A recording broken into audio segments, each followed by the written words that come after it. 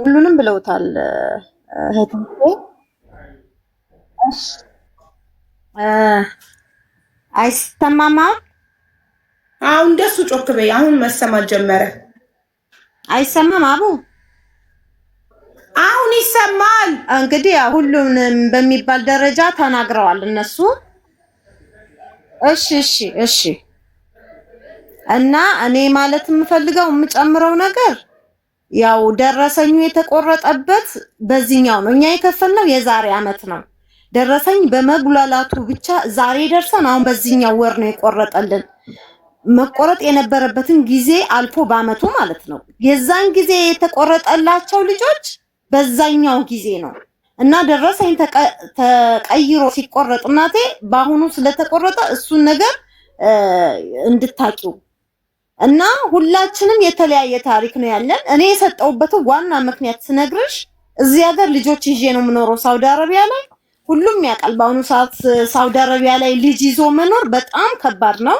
የልጅ ከፍለሽ የብዙ ነገር ከፍለሽ ነው የምትኖሪው እና እሱ ስላቃተኝ ምናልባት እኔ በ1 ሚሊዮን ስገባ ነገ ልጆቼን ልገባ ተስፋ ሰጥቼው ነው የገባሁት አሚኛው ማለት ነው። እኔ በዚህ ደረጃ ሰውን እንዲያረጋል ብዬ ግምት ስላልነበረኝ ሰው ማመን ደግሞ እኔ እንጃ ነው ሰው እንዴት እንዲህ በእህቶቹ ላይ እኔ አልጠበቅኩም እና አንድ ዕጣ ገብቼ ሁለተኛ ዕጣ ልገባ እያሰብኩኝ ማለት ስራ ተጀምሮ ልጆቼን ይዤ አገር ገብቼ እየሰራው ልጆቼን ላስተዳድር አስቤ ነበረ።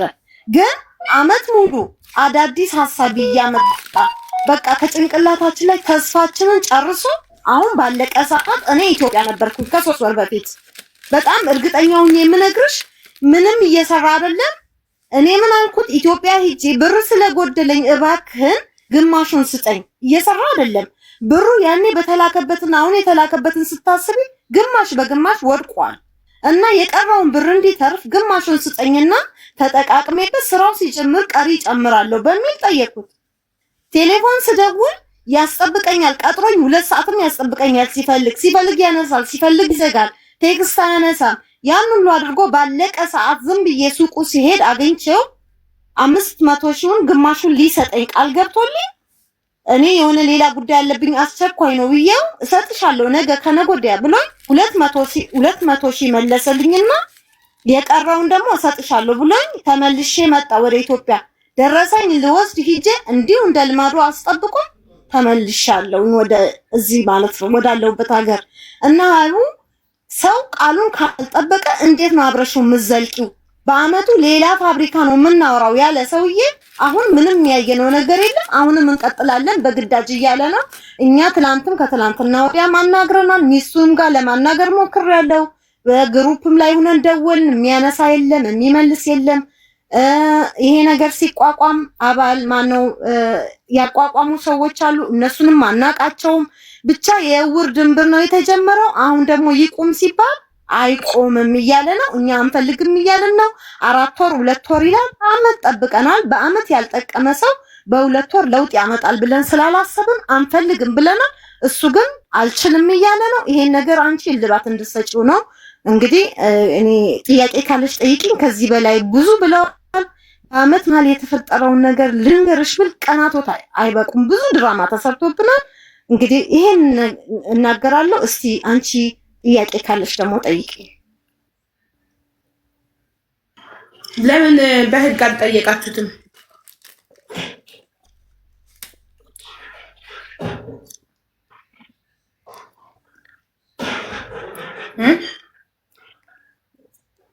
ይሰማል? አዎ ይሰማል። ቆይ እኔ ይሄኛውን ደረሰኝ አይደለም በተጨማሪ አቡ ምንም በባንክ ቋንዴ ባሪ ፓፊ አንዴ ቆይ ማሪ ኡምረያን እኔ ይሄንን ደረሰኝ አይደለም ፈልገው አይመኒታ ቢዝነስ ግሩፕ ኃላፊነቱ የተወሰነ የግል ማህበር የሚለውን ደረሰኝ ሳይሆን ፈልገው ከና በባንክ ወደ አይመኒታ አካውንት ያስገባችሁበትን ደረሰኝ ነው ፈልገው። ሰምትክልኝ እሱ ተቀብያለሁ ያለበትን ደረሰኝ ነው እኔ ፈልገው። በዚህ ላይ አንድ ሐሳብ ልስጥሽ። እሺ አንድ ትልቁ ነገር እኛ በህግም እንዳንሄድ አድርጎ እኛ አሁን ከግሩፕ ውስጥ ከጣለን በኋላ ራሱ ቁጭ ያልንበት ምክንያት ማለት ነው ፋፊ ችግር አለ። በኔትወርኳ ትክክል አይደለም። በቃ ሀናን ትመልሳለች። አንቺ ዋይፋይ እንትን ኔትወርክ የለሽም ፋፊ። ሀናን ትመልሳለች። አንድ ናችሁ አይደለ? ሁለታችሁም ተበዳይ ናችሁ። አይሰማም? አሁን አንድ ነን፣ ግን እሷን አሁን ከግሩፕ አውጥቷታል እሷን። እኔ ግን ውስጥ ነው ያለሁት አሁን። ጨርሽ፣ ችግር የለውም። እሺ ጨርሽ።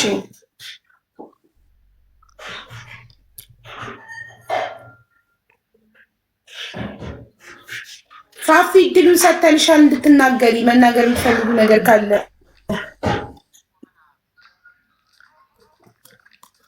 እሺ እና አሁን እሱ ብሩን መመለስ ስለማይፈልግ እኛ 2 ወር ጭማሪ ጠብቁም ብሎ አሁን አንቺ ጋር ቢገባም ታውቂዋለሽ፣ እሱ የሚናገረው የሌለ ወሬ እኛ ያልፈጠርነውን የሚያወራው እና እኛ ይሄንን ሰውዬ ህግ ጋም ሳናደርስ አንቺም ጋር ሳናመጣ ለምነነዋል። እኔ በግሌ እባክህን እኛ አሁን ያለንን ሁሉ ነው የሰጠነ፣ ተባበረንና መልሰን ስራው ከተጀመረ መሬት ከወረደ እንሰጣለን። አሁን ግን እንጠቃቀምበት ነው ያልነው እና እኔ ያኔ በሪያል ያወልኩት ብር አሁን በዚህ ጊዜ ያለው ምንዛሬ ምንም አይገናኝም። እሱን ራሱ ስንጠይቀው በዝግ አካውንት ነው የሚለው። በዝግ አካውንት ደግሞ እንዳላስቀመጠው የምታውቂው ሲጠየቅ ብር አይሰጥም።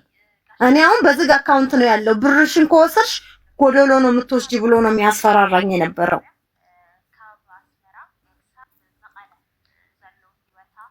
ያኔ ቆርጬ ነው ተቆርጦ ነው የሚሰጥሽ ነው የሚለው እና እኔ ምን አይነት ሰው እንደሆነ ራሱ አላውቅም።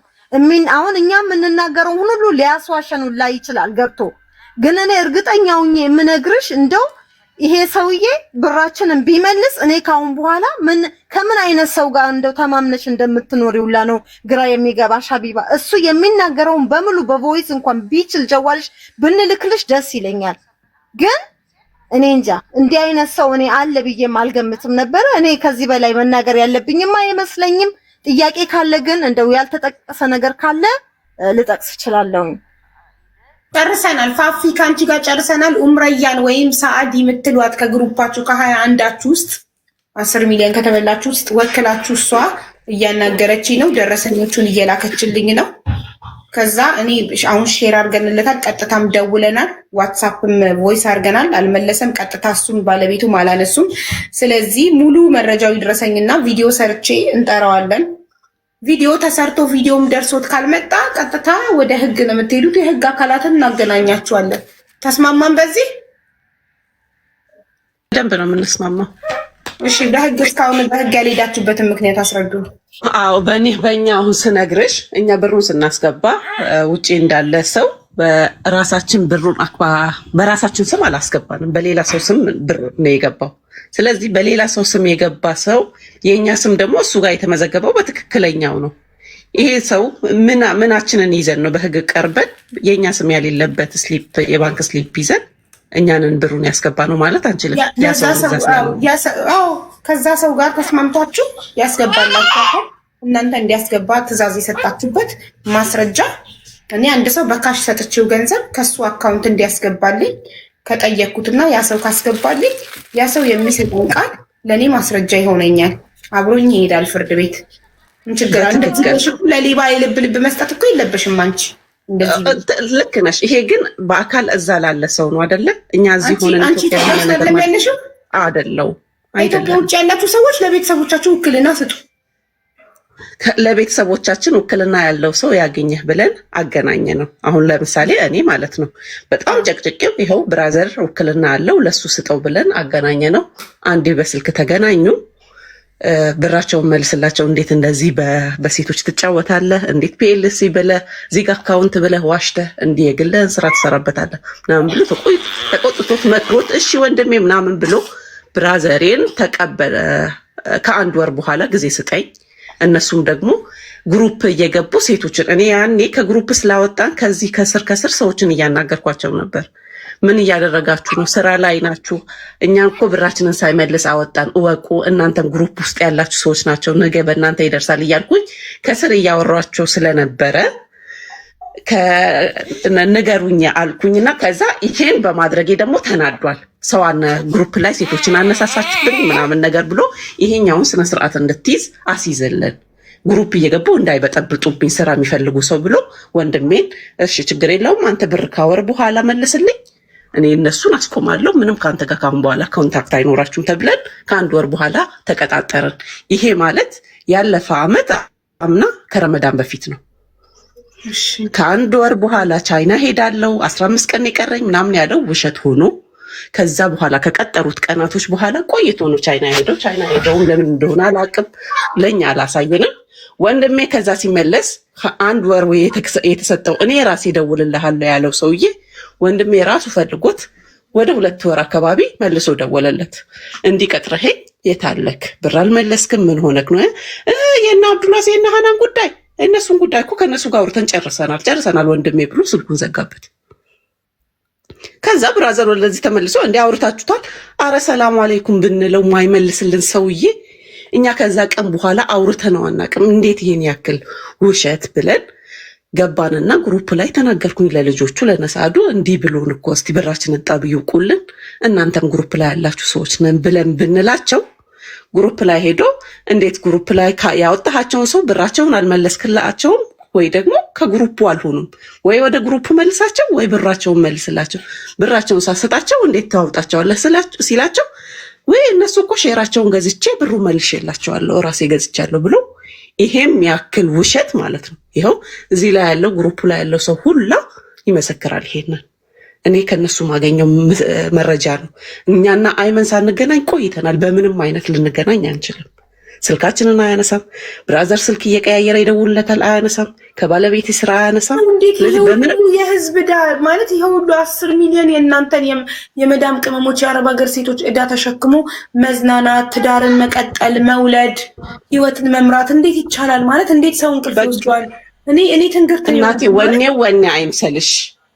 በቃ ከሱ ውጭ አዋቂ የለም። ከሱ ውጭ የህግ ሰው የለም። እኛ እናቴ ባለቤቴን እኛ ብር መልስልና አንፈልግም ሌላ ስራ እንሰራበታለን አገር ቤት ሄደን ከዚህ በዚህ እኛ መንቀሳቀስ እንደምንችል እናውቃለች። ባለቤቱ ታውቃለች ይሄንን ታውቃለች። እኔ ከሳምንት በፊት ባለቤቱን አናገርኩኝ ስልኳን አስልኬ በውስጥ ደውዬ ሳናግራት ባለቤቱን ሳናግራት ስለእናንተ ብር የእናንተ ብር ተመላሹ ነው አይደለ አለችኝ። አዎ የእናንተን ብር ከ20 ቀን በፊት ራሱ አውርቼ የነሱ ብር ብለን መልስላቸዋለሁ ሲል ነበረ። የነሱ ተመላሽ ነው ብሏል እና ይመልስላቸዋል። እምቢ እኮ አልተባላችሁም፣ አልተካዳችሁም እየተባለን ማለት ነው። አመት ደረሰን። አሁንም ግሩፕ ላይ እያላቸው ያለው 2 ወር ነው የሚላቸው። ምንም እምነት ያሌለው ቃል ማለት ነው። ስለዚህ እየዋሸን ነው። እሱ ስራ ብሩን እየሰራበት ነው።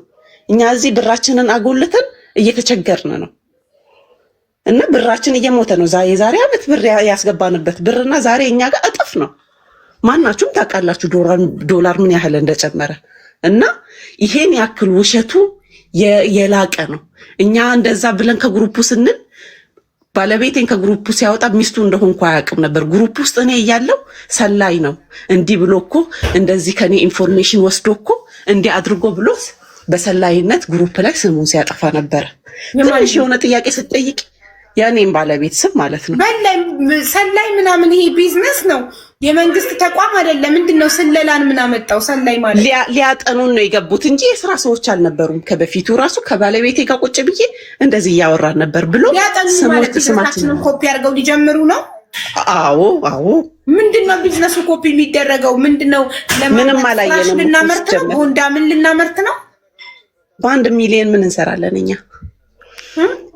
እሱ በቃ ለስለላ ነው የገባችሁት። የሆነ ሰው ከዚህ በፊትም መጀመሪያ ላይም ለስለላ የገቡ ሰዎች አሉ።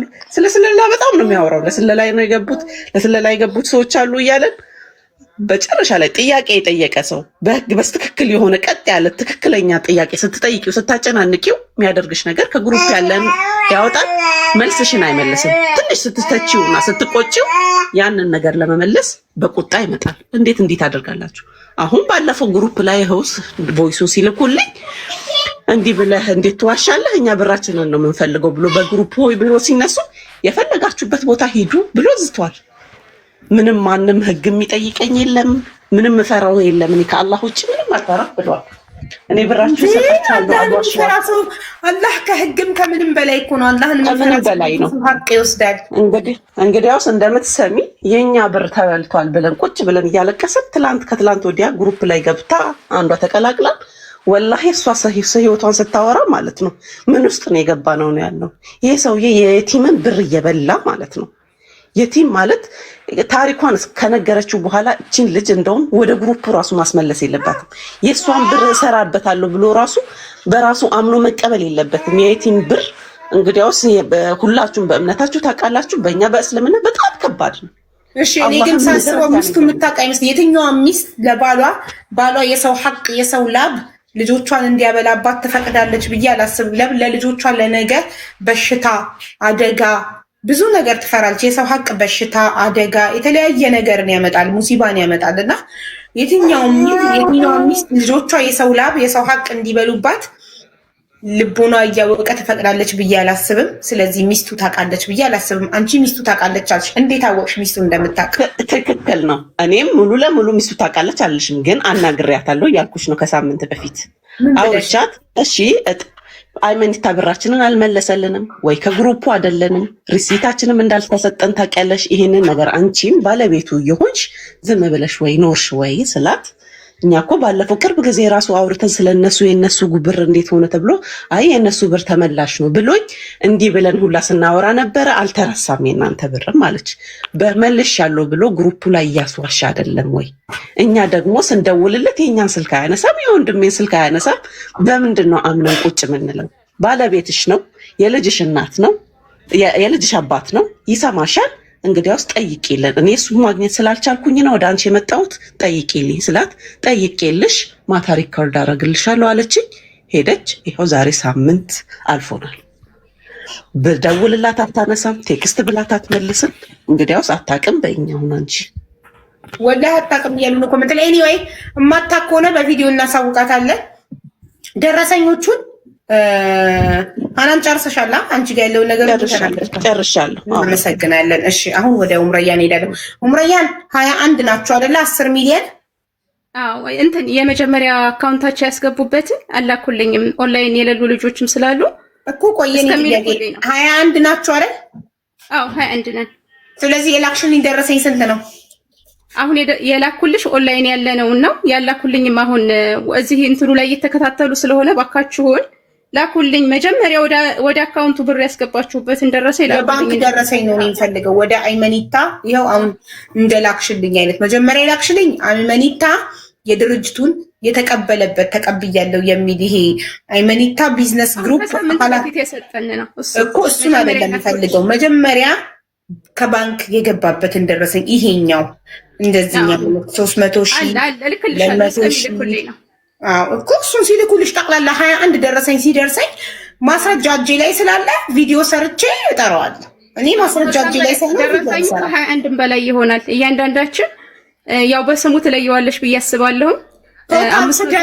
ቶታል ስደምረው 10 ሚሊዮን ከመጣ 10 ሚሊዮን ብዬ ቪዲዮ ሰራለሁ። ቶታል ስደምረው 9 ሚሊዮን ከመጣ 9 ሚሊዮን ደረሰኝ እጄ ላይ ባለ ደረሰኝ መሰረት ቪዲዮ ሰርቼ አይመኒታ ስልክ ቀጥታ ደውዬ ልክ ላይቭ ላይ ለአንተም ለባለቤትክም ደውዬ አልመጣችሁም። ዋትሳፕ ላይ ቮይስ አስቀምጬ አልመጣችሁም። ላይቭ ላይ የነበረ 4,000 ምናምን ህዝብ ሼር አድርጎላችሁ አልመጣችሁም። ስለዚህ ቪዲዮ ሰርቼ ይሄን ቪዲዮ ልኬልሃለሁ። ቪዲዮ ሲደርስ እባክህ ናና ተነጋገር ከሰዎቹ ጋር ላለው። ከቪዲዮ በኋላ ካልመጣ የህግ አካላትን አገናኛሻችኋለሁ። በህግ ትሄዳላችሁ። አለቀ። ይሄ በዚህ የተስማማን አይደል? ኢንሻአላህ። እሺ ቅልቦች አሁን ቢዚ ሆኖ ነው። ቅልቦች ነገር ይመጣል፣ አገናኛችኋለሁ። ከቅልቦች ጋር በህግ ሄዳችሁ ደረሰኛላችሁ፣ ማስረጃ አላችሁ፣ በህግ ትጠይቃላችሁ። ማንም ላይ ጉልበተኛ መሆን አይችልም። ሐቃችሁ ነው፣ ላባችሁ ነው። ማስረጃ ደረሰኛላችሁ። ግን እስከ መቼ ነው ግን እናንተ እንደዚህ ጅል የምትሆኑት? እስከ መቼ ነው? ሀቡዬ እንደው እኔ መቼም ማለት አይጸጽታችሁ ብዬ አላስብም ነበር። ሀቡዬ በጣም ብልጥ ነኝ ብዬ አስባለሁኝ። ግን እሱ የሚዲያ ሰው ነው፣ እንደዚህ ያጭበረብረናል የሚል እምነት ምንም የለኝም። የሚዲያ ሰው ማለት ምን ማለት ነው? የሚዲያ ሰው መልአክ ነው እንዴ መስሎ የሚታያችሁ? ሚዲያ ላይ ላይቭን ከፍቶ የተበጠረቀ ሁላ፣ ላይቭን ከፍቶ የመዳም ቅመም ድምፅ ነኝ ያለ ሁላ በቃ ንጹህ መልአክ ከእናትና ከአባታችሁ ከእህት ከወንድሞቻችሁ በላይ የሚዲያ ሰው ነው እንዴ የምታምኑት? እውነትሽን ነው። በአሁኑ ሰዓት ሰው ማመን ቀብሮ ነው፣ ግን በሰዓቱ ተታለናል። እኔም ቶሎ ልጆቼ ጋር አራስ ልጆች እንዳልኩሽ ጥዬ ነው የመጣሁት ባለቤቴ ላይ እና ልጆቼ ጋር ቶሎ ገባለሁ። ቻይና መሄድ ከፈለጋችሁ ዕቃ መውሰድ በቃ ወደ ንግዱ አለመቀላቀላለሁ። ልጆችም እዛው ሳርቅ የሚለውን ነበር ያሰብኩት። ከሁላችሁም በላይ ያሳዘነችን የቲም ልጅ የቲም ማለት ጋይስ ቅድም ጽፎ ነበር ኮሜንት ላይ አረብኛ ነው ቃሉ። የሙት ልጅ የምታሳድግ ባሏ ሞቶባት ለብቻ ልጅ የምታሳድግ ለብቻዋ ባሏ ሞቶባት ልጅ ጥሎባት ሞቶ ልጅ የምታሳድግ እናት ከሷ አሁን ተጨክኖ ገንዘብ ይበላል። የሁሉንም ታሪክ ብትሰሚው ሁሉም ህመም አለው። ልነግርሽ አልችልም። የሁላችንንም ታሪክ ስናወራ ያው የሷ የበለጠ የቲም ልጅ እዛ በዚህ ኑሮ ውድነት አገርን አይቼዋለሁኝና ከባድ ነው ያላባት ልጆችን ማሳደግና የሷ ባሰ እንጂ የሁሉንም ታሪክ ብትሰሩበት እናንተ ብራችሁን ከሱ ጋር ድርጅት ከምትሻረካለሁ ብላችሁ ድርጅት ከፍታለሁ ገለመሌ ብሎ ከሚሞሏችሁ ለምን እንደሚላሸው የምታምኑት? ወይሱም ብንልክልሽ እንዴት እንዳሳመነን ወይሱም ብንልክልሽ መጀመሪያ ላይ በቃ የዛሬ ዓመት ስለሌሎች በ3 ወር በ6 ወር በቃኛ ደሞዝተኛ ሆነን ትርፍ ሊያካፍለን ነበረ። ገባሽ? እኛ ባጭር ጊዜ የዕለት ጉርሳችንን ካገኘን ልጆቻችን ጋር ቤተሰቦቻችን ጋር እንሄዳለን። ሁሉም ስደት የመረረው ነው። ሁሉም ደግሞ ቤተሰብ ጥሎ የተሰደደ ነው። ልጆቹን በትኖ ሁሉም የየራሱን ታሪክ ብትሰሚው የሁሉም ታሪክ ያማል እና ሁላችንም ህመም ስላለብን ይበድለናል አላልንም። ያለህን ስም እየጠራ እንደዚህ አይነት ግፍ በደል ይሰራብናል ብለን በፍጹም አላሰብንም። አመን ነው በቃ መጀመሪያ ላይ እኮ ታውቂያለሽ፣ እኔ ከማመን የተነሳ ይህን አጀንዳ ይዞ ሶሻል ሚዲያ ላይ እንትን ብሎ ቪዲዮ ቀርጾ ሲልክ አንዳንድ ሰዎች ቪዲዮ ሰርተውበታል። የአረብ ሀገር ሴቶች ተጠንቀቁ አይነት ነገር አይቻለሁ። ገባሽ? አቡ ምቀኝነት አይነት ነገር እንዳይሰራ አይነት ነገር እየመሰለኝ ዝም ብዬ ነው እያየሁ እንዳላየህ ያለፍኩት። እነዛን ሰዎች ግን በጣም አደንቃቸዋለሁ ከምልሽ በላይ ማለት ነው። ዋጋለው የዛኔ ምቀኝነት መስሏችሁ ተጠንቀቁ ስትባሉባት ብትሰሙና ብትጠነቀቁ ዛሬ ገንዘባችሁ በእጃችሁ ነበር። ገንዘብ አንዴ ከእጅ ከወጣ ያ ሰው ወይ ይታሰራል ወይ ሰርተ ክፈል ይባላል ወይ ድርጅቱ ይታገድበታል። እውነትም ድርጅት ካለው መሬት ላይ የወረደ ምንም መሬት ላይ የወረደ ነገር የለም። በ10 ሚሊዮን ብር ደግሞ ብሩን አጥፍቶት ከሆነ የእናንተን 10 ሚሊዮን አጥፍቶት ከሆነ ምን ይደረጋል? ምንም እኮ ይደረጋል። ወይ ይታሰራል ወይ ሰርተ ክፈል ይባላል። ለምን ብራችሁን አትይዙም እናንተ? ተሳሳትን። በጣም ተሸወድን። እኔ እሸወዳለሁ ምን ሴት አልነበርኩም። ከአሁን በፊትም ተሸውጄ አላውቅም። ጠንቃቃ ነኝ ብዬ የማስብ ሴት ነበርኩኝ። ግን የአረብ ሀገር ሴቶች ተቆርቋሪ መስሎ ያንን ትፎዞ ለብሶ በቃ ሸወደኝ። ተሸውጃለሁ። እኔ አሁን የማስተላልፈው መልዕክት ምንድነው? በቃ አይደል መልካም መስሎ አዛኝ መስሎ የቀረበው ሁሉ ማንንም እኔ ራሴን ሁሉ እስከምጠራጠር የደረስኩት ማንንም ላላምን ማለት ነውና ሌሎች እኛ መሰል እህቶቻችንን ጥንቃቄ እንዳደርጉ በእኛ የደረሰ በእነሱ እንዳይደርስ ማንንም ሶሻል ሚዲያ ላይ ወጥቶ ቢዝነስ እንስራ አዋጡ ሚላችሁ ማንንም ሰው እንዳካሙ። ማንንም ሰው ቢዝነስ መስራት ከፈለጋችሁ ከቤተሰቦቻችሁ ጋር ስሩ። ቢበላም ቤተሰብ ይብላው፣ ባዳ ከሚበላው የሶሻል ሚዲያ ሰው ከሚበላው ማንም ሰው ቢዝነስ እንክፈት፣ አክሲዮን ድርጅት እናቋቁም፣ ገለመሌ ተደራጁ፣ እንደራጅ፣ ገለመሌ አትስሙ። ራሳቸውን ነው የሚያሳድጉበት። እናንተ መጠቀሚያ ነው የምትሆኑት። ራሳቸውን ነው የሚያሳድጉበት። ደግሞ የሚገርመው እኮ ብሩን ከሰበሰበ በኋላ አነጋገሩ ሁሉ ተቀየረ። ጥያቄ ስንጠይቀውም ለጥያቄ ምላሽ መስጠትም አይፈልግም። በቃ የሆነ ተንጠባረረና ጥያቄ ተደጋጋሚ ግሩፕ ላይ መጠየቅ ሲጀምር እነዛ ጥያቄ የሚጠይቁትን ልክ ግሩፑን ሌሎቻችንን የቀሰቀሱ መስሎ ስለታየው እነሱ ከግሩፑ ያስወጣል። እኛ ገብተው ኢትዮጵያ ውስጥ ድርጅት ይከፍታሉ በመዳም ቅመም ላብና ደም። እነሱ ከኢትዮጵያ ገብተው ደግሞ እኮ ወንዶች ናቸው ሴቶች አይደሉም። ለምን እናንተ ወንድን ነው የምታምኑት? ተቃራኒ ጾታ ነው የምትወዱት የምታምኑት። ሴት ብትሆን አምናችሁ ትሰጡ ነበረ?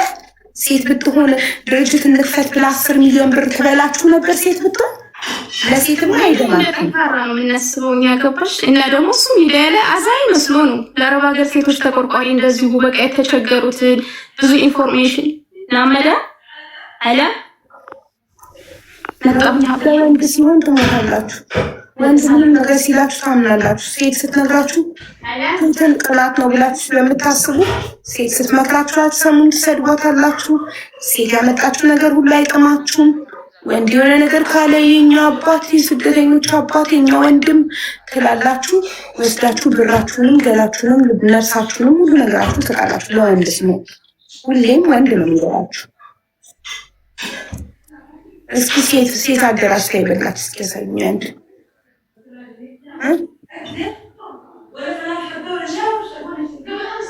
እስኪ ሴት ቀርብልኛ። ሴት ከአረብ ሀገር ገብታ ድርጅት መክፈት ብላ ይበላች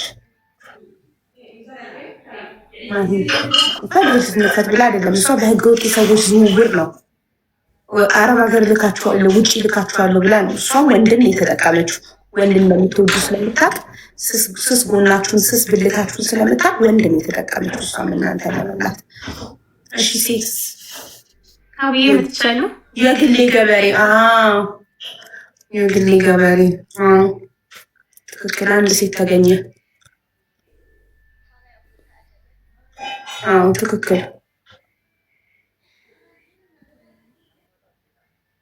በጣም ያሳዝናል በእውነቱ። ስለዚህ 21 ደረሰኝ ላኪልኝ። የ21ዳችሁንም እልክልሻለሁ እንደላኩልኝ የሁላችንም ሙሉ ደረሰኝ ስትልኝ ቪዲዮ ሰራለሁ። እስከ ቪዲዮ እስከምሰራ ምላሽ ካልሰጡ ዋትሳፕ ላይ ምላሽ ከሰጠ ኦኬ፣ ቀጥታም ደውዬለታለሁ። እንግዲህ ምላሽ ከሰጠ ከላይቭ በኋላ ዋትሳፕ ላይ ምላሽ ከሰጠ እነግራችኋለሁ። ካልሆነ ግን ቪዲዮ ሰራለሁ። ብራችንን በዝግ አካውንት መቀመጡን የባንክ ስቴትመንት ይዞ መቅረብ አለበት። በዝግ አካውንት አይደለም ብራችሁ አመት ሙሉ የእናንተን 10 ሚሊዮን ታቅፎ ይሆናል እንዴ? ሰርቶበታል፣ እየሰራበት ነው። ቻይና እየተመላለሰበት ነው። አረቢያ መጅሊስ እየሰራበት ነው። ከባለቤቱ ጋር እየሰራበት ነው። ምንድነው በዝግ አካውንት? እንደ ጅል ዛሬም ዝግ አካውንት አሁንም አትባንኑም እንዴ? እሱ እናንተ ጠይቀነው ነበር። ሀውዬ እስካሁን እያመናችሁ ነው። በዝግ አካውንት ላይ የተቀመጠው አለገበሉ ብራችሁ ካለ አይሰጣችሁም። አመት ሙሉ ስታለቅሱ። ልክ ነሽ። እኛም አላመነው ግን እሱ ጠይቀነው ማየት እንችላለን ወይ እኛ እንደ አባላት ማየት እንችላለን እና ማየት እንችላለን ስንለው ምላሽ ሳይሰጠን ጥሎን ወጣ።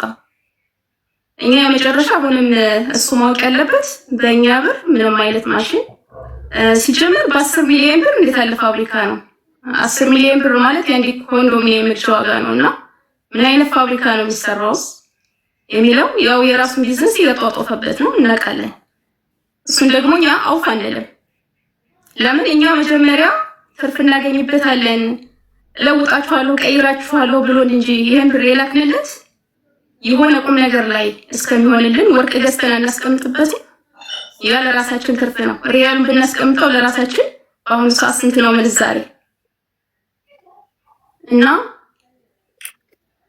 በጣም ነው የሚሆነው ከግማሽ በላይ አሁን ያለው ምንዛሬ እያወቅሽ ነው። ያ ደግሞ ስንልክ የነበረው ዋጋ የታወቀ ነው። ያስገብኛልና አንጨርሽም ጨርሰናል እኮ ነው በቃ የተስማማ ነው። ሙሉ ደረሰኙን ትላክልኝና አላን ኮሌጅ አስገቢያታው ያስገቡ ሙሉ ደረሰኛችሁ አንድ አይነት ነገር እያወራችሁ ተሰልቹን ተስማማናል። ሙሉ ደረሰኝ ላኩልኝ። ሀናን ጠዋት ቀን ላይ ገብታ የነበረችው ሀናን መስለኝ ነው ያደለችም ሌላ ናት እሷ። እሺ ወይ የረሳሽው ነገር አለ እንዴ?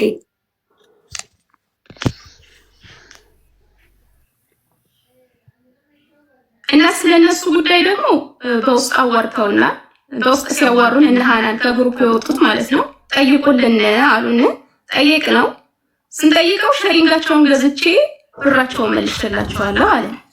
ለኛ ማለት ነው እሱን ተናግራለች። ኦኬ አዲስ ነገር ሰምተን ማናውቃት ደግሞ ይሰለቻል ሲደጋገም ወጥቼ ስለነበረ ወዴ መናገርና መድገም የፈለኩት ነገር ቢሆን ማለት ነው ምንም ቢሆን አይመን ካሁን በኋላ ማሽንም ሰርቻለሁ፣ ይሄንን ገዝቻለሁ፣ መሬቱም ይሄው ነው እንሰራለን ልሰራ ነው ቢል አንድ ሰው የገባበትን ቦታ በፈለገበት ሰዓት የመውጣት መፍት አለው። ሼራችንን ጥለን ወይ ሽጠን የመውጣት መፍት አለን። እገዛለሁ ብሏል እሱ ራሱ እና ካሁን በኋላ እኛ እሱ ስራውንም ይስራ ምንም ምክንያት ያምጣ ከሱ ጋር መቀጠል አንፈልግም። እምነት የለንም። የምሬ የስራ ሰው ራሱ ሆኖ ሰርቶ አምጥቶ ትርፉን ቢያሳየን እንኳን አንፈልግም። ዋሽቶናል፣ በጣም ዘቅጦናል። በቃ ምንም እንደማያውቅ ሰው በጣም ንቆናል። ስለዚህ እኛ የምንፈልገው ብራችንና ብራችንን ብቻ ነው። ምንም ነገር ከሷ ፈልግ ግን ተፈራርማችኋል። የዛኔ ስትጀምሩ አንድ ሰው በማንኛውም ሰዓት ድርጅቱን ጥሎ መውጣት እንደሚችል ብሩ እንደሚመለስለት ቃል ተገብታችኋል። ያ ውል ወረቀት ላይ አለ ልኳል። ግን ደግሞ ማን ነው በአካል ተገኝቶ የፈረመው? ማንም የለም። እንፈርም ብለን እኛ በሄድንበት ሰዓት ስንፈልገው ነበረ። ግን ማንም የፈረመ የለም። ውል ወረቀት ዝም ብሎ ቢያወጣው እኮ ምን ጥቅም አለው? ፍርሚያ ካሌለ ካልተስማማሽበት አይደል? አዎ ምንድን ነው የተነጋገራችሁት ስትጀምሩ? ብራችሁን ታስገቡት ነው? ሪሲቱን ሰጣችኋለሁ፣ የአባልነት መታወቂያ ሰጣችኋለሁ። ውክልና ባለው ሰው መታችሁ ተፈራርመን የሼሩ አባል መሆናችሁን በእርግጠኝነት በወረቀት በህግ መሰረት እንደዚህ አልተሰጠንም። እስካሁን ለምን አይሰጣችሁም? እስካሁን ስጠን ብለን ስንጠይቅ አይደለ ያወጣን ከግሩፑ። ስጠን ብንል አይደለ ከግሩፑ የወጣ። እኛ እኮ ከመጀመሪያው ነው እሱ ብሩ ከተቀበለ ድምፁ መቀየር እና ነገራቶቹ መቀያየሩ ስናይ በጊዜ ባንንና በቃ አንፈልግም ብራችንን መልስ። በጣም በጊዜ ይባንላችሁ። ከአንድ ዓመት በኋላ ተከፈላችሁ እኛ ከአንድ ዓመት አይደለም የኔ ውድ ዲሴምበር ከፍለን ዲሴምበር ኖቨምበር አካባቢ ነው ያወራነው። ዲሴምበር ከፈልን ጃንዋሪ ወደ መጨረሻ አካባቢ አንፈልግም አገር ቤት ገብተን ከመጣን በኋላ ብራችን ይመለሳል። ምክንያቱም እያወራን አይደለም፣ መልስ እየመለሰልን አይደለም። ሪሲት ስንለው ሌላ ነገር እያወራ ነው። ስለዚህ አይ መቀጠል አንፈልግም፣ እያዋሸን ነው። እስክትከፍሉ ድረስ በጣም ነበር የሚያወራችሁ።